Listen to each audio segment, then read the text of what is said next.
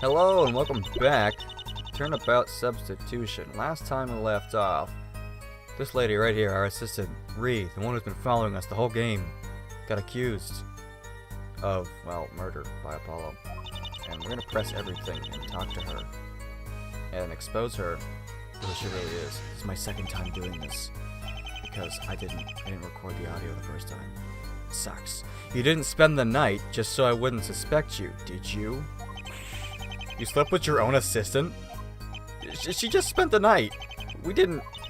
I was under the impression you had only recently met. I didn't think you were the type to be such a Don Juan, Lady Justice. But still then you must consider, aren't you a bit emotionally biased for accusing this woman? Miss Poole, I think I can answer. Polly, if there's one thing I want you to know, it's... I genuinely like you. I sincerely don't want this trial to destroy the bond we have. By the way, what I was getting at my office... It was a present for you, Polly. You... Arg, indeed. You have a strange way of thanking women for their affection, Mr. Justice. You may continue your testimony, Miss Wits. That guy's a jerk. I'm sorry. I was walking along the street when I was struck from behind and lost consciousness. Did you see this attacker's face? Don't be so silly. I was struck from behind, and even you should be able to tell where my only two eyes are. I can only guess those Erlenmeyer, though. I find it a little strange that I haven't seen any signs of you being struck. I was struck in the back of my head. Thought that was a bit obvious since I was struck from behind, but apparently not to everyone. Anyway, I'm so sorry I have hair. Is there anything else you want to ask, Mr. Justice? No, not yet, at least. This is going swimmingly. Then please continue, witness. When I woke up, I was in Forest Bone Cemetery. This is an important part to press because it advances the story. How and why were you transported there? Spoiler alert. In case you've forgotten, I was unconscious at the time. Well, what's your opinion on how and why? I think I was transported in the truck of Erlenmeyer's car.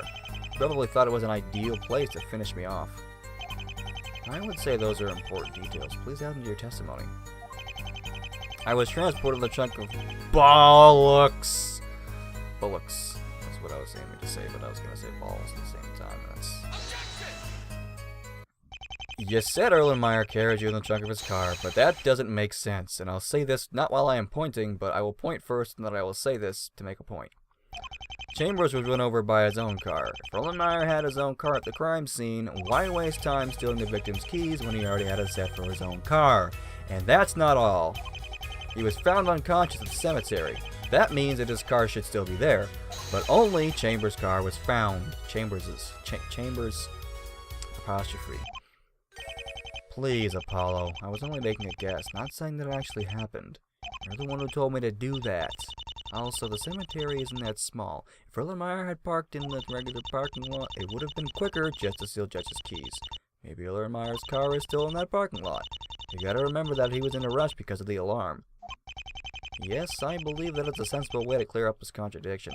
If it's the only witness's guess, I do not believe we need to dwell on it so much. You may continue with your testimony. I almost had her. I need something more concrete than just her guess. Like a brick. I watched in fear as Judge and Erlenmeyer fought. She's being vague. I need to press her to details if I want to catch her on something. We're gonna do all these. Last time I did this, it just didn't work. And then it did work. Which is dumb.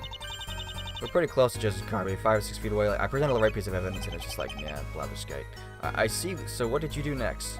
We went back to the testimony and we pressed it again because, you know, it's important. Let's do that one. When did the fight start? Before I woke up, which makes sense if the reason they were fighting was because Judge saw Erlenmeyer carrying me. True. Then what happened? Now we're gonna go back again. This last piece of information out of her. The other day, you gave me this tip. To imagine what it would be like if a second... Excuse me, I burped. Were present. Sometimes a witness is not just a neutral outside observer, but influences the events that occur, even if it is just with his or her presence. So where were you watching this struggle from? Apologize if there's not much commentary here. I did this. This is the second time I'm doing this, so it's rather dry. Obviously somewhere hidden. Otherwise, they'd have reacted to her being there. Oh, Right, I was hiding behind a tombstone, a few feet away from them, so they couldn't see me. I was scared for my own life and shocked to see Judge killed. Sorry, I know I've forgotten something. It's okay, you understand. Please amend your testimony with this new information. They couldn't see me since I was hiding behind a tombstone 7 feet away. Bullocks to that, too.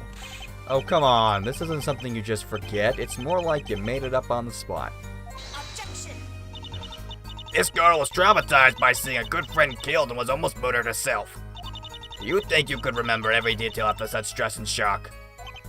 Yes, my father always said, the witnesses who give perfectly detailed chronological testimonies are the ones who are most likely lying. Okay, fine. Let's move on. Before he starts talking like his father even more. Erlenmeyer knocked Judge unconscious to get the car. Against. How did that happen exactly? Erlenmeyer was straddling the Judge and slowly pushing back towards the car. Once Judge couldn't go back any farther, Erlenmeyer grabbed his robe and knocked him against the car. What happened next? The impact set up the car alarm, and it was terrifying. Are you absolutely sure the shock shut off the car? Sure that can be of anything. The alarm went off at the exact same moment, and it didn't seem like anything else happened to set off the alarm. Or what if Chambers set off the alarm himself? How? Well, I don't know. Maybe there was a button he could press? Read all the police reports and examined the car myself. There is no such button. What would it even change? He was able to do that. He could have left us also left us a dying message identifying the killer. Well, we haven't found yet. Identifying. That's a new word I just made up on the spot. Like she's doing right now. True, but it was just the shock that set off the alarm, so I doubt it. I believe it is much easier to assume the impact did set off the alarm. What happened next? Panicked, Erlenmeyer paced up and down several times and then decided to steal the car keys. Weren't there better options available? Better options like what? A lot of questions being asked, oh my gosh. Well, killing Judge, getting rid of the body, and escaping before the police arrived would have been an impossible feat. Why didn't he just escape? Judge would be able to testify against him, but by then he could be miles away. Of all people, do you really think Robert Erlenmeyer would be able to make a rational decision like that? He looked terrified. Most sane people probably wouldn't think like that. I suppose, but still. The more testimony wouldn't change anything for Erlenmeyer, as he'd still be a serial killer on the loose. However, no one has suspected you until now. If you let Judge live after he witnessed you trying to kill Erlenmeyer, it would ruin everything you've done. So if you assume I'm the killer, it logically follows that I'm the killer. Brilliant. That argument can be used for anyone here, even you. If Judge had seen you, Apollo, try to kill Erlenmeyer, his testimony would have ruined your life. I suppose that does sound convincing, but I never thought you tried to use such underhanded tactics, especially against me. He's a defense attorney. What do you expect? Thanks, G-Strings. Thanks. Glad I got your, I got your approval here. Can you at least try to seem unbiased? Anyway, please continue. Erlenmeyer then ran over Judge with the car several times. I don't know about that. Wait a moment. If Chambers had been knocked unconscious against the car, then he had to be extremely close to the car, meaning there wasn't enough room and thus speed to run him over. I'm yawning right now because I'm tired. This means that Erlenmeyer had to move the body first. This is also shown by the fact that the body was found several feet from the car. But wouldn't he have left fingerprints if that were the case? Obviously, if Erlenmeyer's fingerprints were found on Chambers' robe, I would have mentioned it in the beginning. Exactly. Rhea's been talking about a struggle between Erlenmeyer and the victim, but we haven't found any fingerprints on his clothes.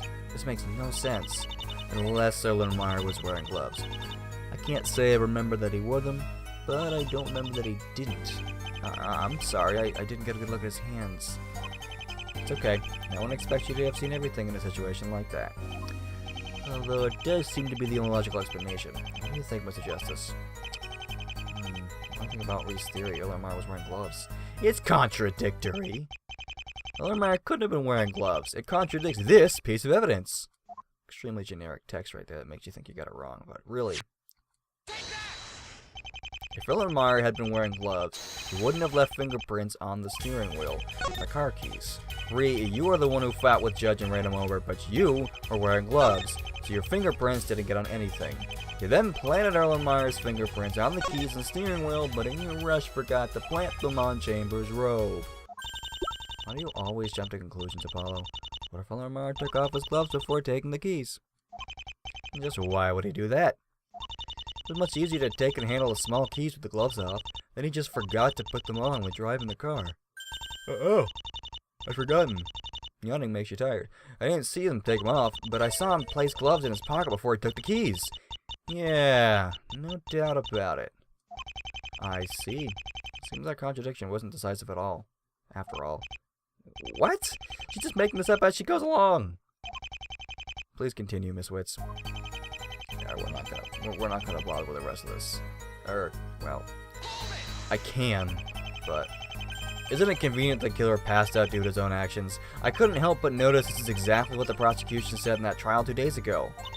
But that time, it was speculation, and this time, I saw it with my own 2 eyes. I did the same thing last time. I said tune. Own 2 eyes. I was shocked, but also relieved. After all, this gave me an opportunity to escape. The alarm was going off and the police were about to arrive. Why didn't you stay to give your testimony? Perhaps from a moral and legal point of view, this is what she should have done. But what if Erlenmeyer had woken up? Dead men tell no tales. Would you prefer that she'd have been killed? Better not answer that. She's right. I'm not proud of it, but I put my life into the investigation. I was too afraid Erlenmeyer would wake up and kill me, and so came back to your office on foot like nothing happened. I was so relieved back in your arms. It's very hot in this closet. We're gonna go back and present some gum. Could see me that I was hiding behind a tombstone. We're gonna save the game too, because last time I did this, like I said, it just didn't want to work. No blather scout here. Several feet away, huh? If only that were true. It is. I think I know where I'm standing better than you, Apollo. Apparently not. You just testified that the struggle occurred near the car and that you were several feet away from the struggle, right? Is there an echo in here or something? I'll take that as a yes. Anyway, that means that you had to be several feet away from the car, too. Oh, this is the yawning episode, isn't it? I've not done this yet. I've not done that yet, but this is the day. Get to the point, Antennas. You remember this gum, don't you? Oh. I don't smoke, but... You remember this gum, don't you? It doesn't just prove that you were at the crime scene. It shows where on the crime scene you stood. The gum was found near the car, which means you were standing near the car. You weren't observing the struggle, you were participating in it.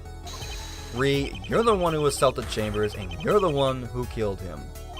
It's the only reasonable explanation. No, it's not. I honestly didn't think you'd treat me like this, but I guess it just goes to show you how desperate you are. I thought you'd value our relationship more, not to not grasp this, but I was wrong. Rookie attorneys, what are you gonna do with them? Am I right, Poole? Explanation, now. Alright. I didn't think I had to spell it out for you.